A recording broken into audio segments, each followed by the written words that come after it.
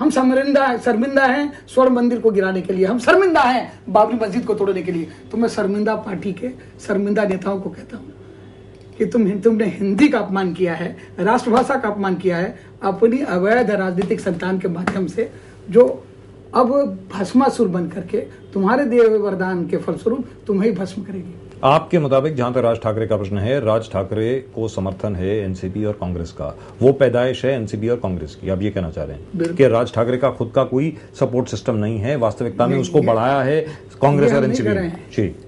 Raj Thackeray is definitely a fuel, it is a fire, but the fuel is added to that fire by NCP and Congress. Now what I would like to know is this, मुझे अब तक याद है, हमारे दर्शकों को याद होगा कि बार बार हमने अबू आसिम आजमी का वो बयान दिखाया था कि जहां पर उन्होंने कहा था कि मैं राष्ट्रभाषा, मेरी जो भाषा है हिंदी भाषा है, मैं उसमें मैं शपथ विधि करूंगा और मैं शर्मिंदा हूं। ये भी उन्होंने कहा था, मैं शर्मिंदा हूं कि इतने साल रहने के बावजूद मुझे मराठी नहीं आती, अगले 6 महीने में मराठी सीख लूंगा। ऐसा अबू आसिम आजमी ने कहा, मैं शर्मिंदा हूं कि मुझे मराठी नहीं आती, मैं मराठी सीखने का प्रयास करूंगा। आखिरकार मैं वो शख्स हूं, मैं ट्रैवल एजेंसी चलाता था, मैं अरबों के बीच में रहकर के अरबी भी बोलना शुरू कर दिया, तो मैं मराठी भी सीख लूंगा, यहां पर आकर के मुझे भी मराठी आ जाएगी। उसके बाद वो हिंदी में शपथ लेते हैं। उसके पहले राज ठाकरे खुद बोलते हैं कि शपथ विधि तो मराठी में ही होगी, वरना। आप देखिए कि हमारे 13 विधायक उस दिन क्या करते हैं। मैं आपसे जानना चाहता हूं, उन 4 विधायकों को तो सजा मिल गई, 4 विधायकों को 4 साल के लिए निलंबित कर दिया गया। जहां तक राज ठाकरे जी का प्रश्न है, क्या राज ठाकरे जी के खिलाफ आपके मुताबिक कोई कानूनी कार्रवाई होनी चाहिए?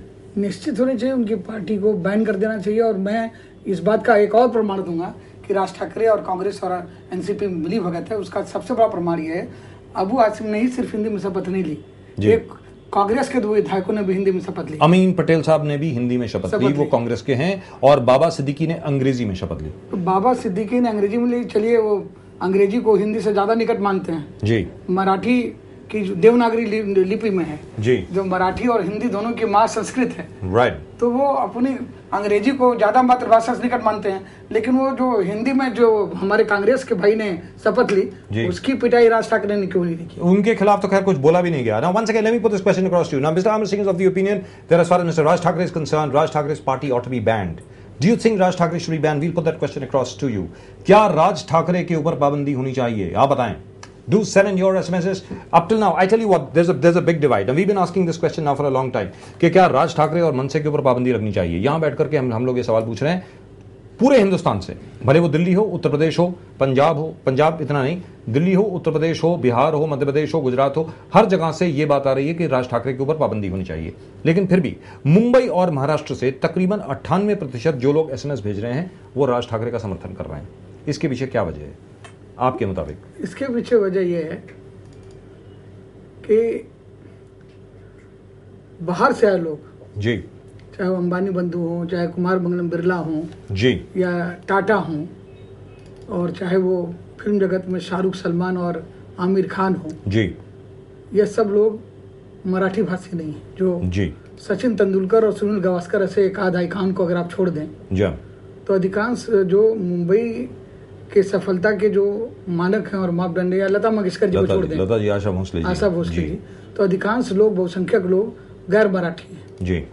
तो उससे मुझे आश्चर्य हुआ, आपकी बात सही हो सकती है कि शोभा डे जो कि बड़ी प्रखर बुद्धि की महिला हैं, मैंने एक अनौपचारिक वार्ता में, और जो कि विवाहित हैं, भले उनका दूसरा विवाह हो, एक बंगाली सज्जन से जी, लेकिन शोभा दे जी ने भी कहा कि एक मराठी होने के नाते उनके मन में भी ये उद्विग्नता है कि गैर मराठी जो है यहाँ ज़्यादा जाजल्यमान हैं और चमक रहे हैं, और तो मेरे वजह से जो एक असमानता है जी, जो दिख रही है, तो जो निम्न मध्य श्रेणी का या मध्य श्रेणी का मराठी है जी, उसे लगता है कि वो अपने देश में कहीं ना कहीं पिछड़ गया है।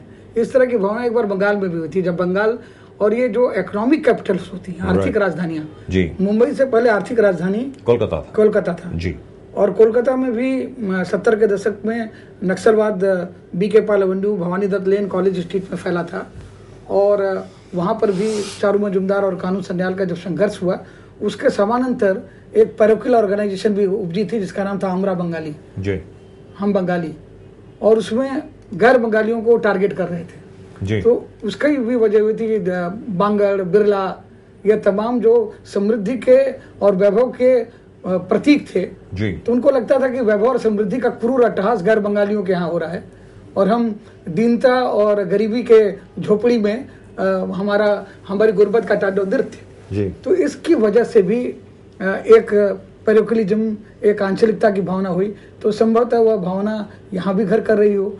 तो इसके लिए तो जरूरी है कि जिस तरह से नक्सलवाद को मिटाने के लिए चिदम्बरम और तमाम लोग ये कहते हैं कि वहाँ विकास करना चाहिए जी। तो मराठी लोग, भाई लोग, अगर वो पिछड़ रहे हैं और उनके अंदर ये भावना आ रही है तो यह काम जो मराठा छत्रप हैं, बाला साहब हैं, उद्धव जी हैं, शरद राव गोविंदराव पवार जी हैं, ये जो लोग स्थापित मराठा छत्रप हैं, इन्हें उन लोगों के अंदर ये भावना बतानी चाहिए कि अनेकता में एकता भारत का, यूनिटी इन डाइवर्सिटी, यह भारत का सिद्धांत था। हमारा राष्ट्रगीत भी कहता है पंजाब सिंध गुजरात मराठा द्राविड़ उत्कल बंगा, विंध्य हिमाचल यमुना गंगा, उसमें हम सबको समाहित करते हैं।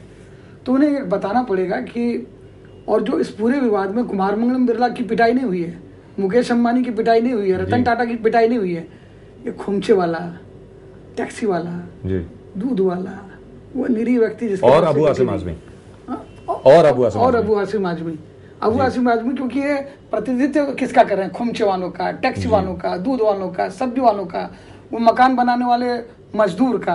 कितना कमा लेता है वो? 50 रुपया, 100 रुपया, 200 रुपया, उसका खुमचा उलट देना, लोकल ट्रेन में उसकी हत्या कर देना, ये बड़ा आसान है। बहुत ज्यादा अगर दमखम है जी तो मुकेश अंबानी को मार के दिखाओ ना, बहुत बड़ा उद्योगपति, उद्यमी है। और आमिर खान, सलमान खान और शाहरुख खान को बोलो कि दादा कोडके जी की तरह सिर्फ मराठी बनेगी। मुंबई फिल्म इंडस्ट्री को हिंदी फिल्म इंडस्ट्री नहीं कहा जाएगा, यहाँ सिर्फ मराठी में फिल्में बनेगी। पहले फिल्में बंगाल में बनती थी, ये जो देवदास पहली बनी थी कुंदन सहगल की, न्यू थिएटर्स, ये कपूर परिवार में जो सीनियर कपूर है, पूछिए ना शम्मी कपूर अंकल से, राज जी से या शशि जी से, ये सब कलकत्ता में पैदा हुए थे क्योंकि पृथ्वीराज कपूर वहां रहते थे। पीसी बरुआ और जो न्यू थिएटर्स वगैरह था, जो जितने बिमल राय इत्यादि जो आए हैं, बंगाल का जो प्रभाव था पहले, मराठी से पहले। लता मंगेशकर जी को कहिए ना, लता दीदी सिर्फ मराठी में गाना गाओ, हिंदी में मत गाओ। जो सुर साम्राज्ञी बन करके पूरे विश्व में उनका नाम है, जो उनकी कोकिला कंठी है, वो तो हिंदी के गीत, संस्कृत के गीत, क्या सरस्वती है, क्या जिह्वा है और क्या मिठास है। तो उनको भी, और वो साइक्लोन आने वाला है, उसका भी कोई मराठी नाम कहिए ना, कि कोई मराठी नाम होना चाहिए, नहीं तो साइक्लोन नहीं आने देंगे राज ठाकरे। क्या मजाक है। लेकिन मैं फिर भी आपसे पूछता हूं, आखिरकार ये राज ठाकरे के प्रति इतनी मोहब्बत क्यों है इस सरकार की? क्योंकि अभी भी अशोक चव्हाण जी से भी हमारी बात हुई, अशोक चव्हाण जी इस शो में थे, और उनसे भी हमने पूछा कि भाई आप ये बताएं कि आखिरकार what is the connection between the Congress and Raj Thackeray? तो वो भड़क गए, उनका utter nonsense, there is no connection at all, why should there be any connection with Raj Thackeray? So my point is, either what Raj Thakre is doing, he is doing with the full support of the government, he is doing legally. Now obviously this cannot be legal, जिस किस्म से अबू आसिम आजमी को इस वक्त पीटा जा रहा है, जो फुटेज इस वक्त चल रही है, लेकिन राज ठाकरे को आखिरकार why is it that no action has been taken against him? Ashok Chavan से मैंने आपको एक किस्सा बताऊं जी। मुंबई पुलिस के एक बहुत वरिष्ठ अधिकारी ने रात में 1 बजे मुझे फोन किया जी, और फोन करके बताया कि शिवसेना का ये उद्यम है कि राज ठाकरे ने अबू आसिम आजमी की पिटाई करके एक पॉइंट स्कोर कर लिया है जी। अब शिव सैनिक कह रहे हैं कि उससे एक बड़ी लाइन खींचनी होगी, या तो उनके सिटी वॉक की दुकान को जलाना होगा, इनका घर जलाना होगा, या इनके हाथ पांव तोड़ने होंगे। अबू आसिम आजमी को घेर लिया गया, रात के 2 बजे थे जी। मैंने फोन किया। अब अशोक चव्हाण को कोई शौक नहीं रहा, वो ना भी अशोक है, सत्ता मिल गई, वो सो रहे थे, नहीं जागे। फिर मैंने फोन किया आर पाटिल को, वो अभी सो रहे थे, नहीं जागे। फिर मैंने मातुर सिंह फोन किया जी, उद्धव ठाकरे मिल गए, तो हमसे कहने वो जाग रहे थे, वो जाग रहे थे जी, क्योंकि उनको सत्ता नहीं मिली है जी, योजना बना रहे थे जी, कि क्या किया जाए अंधेरी काली रात में। वो जागृत थे, मैं भी जाग रहा था, क्योंकि मुझे खबर मिली थी कि अबू आसिम आजमी की पिटाई होगी। उद्धव ठाकरे जी ने बड़े प्यार से कहा, साहब के लिए कुछ बोला क्या? मैंने कहा नहीं बोला, और अगर बोला भी हो तो मैं मातोश्री आ जाता हूँ जी, और साहब के चरण छू करके, हाथ जोड़ करके, अबू आसिम तो मेरा छोटा कार्यकर्ता है, मैं पूरे देश के सामने आज भी कह रहा हूँ, मैं बाला साहब का चरण छू करके, कान पकड़ करके माफी मांग लूंगा। इसलिए नहीं कि मैं डरता हूँ,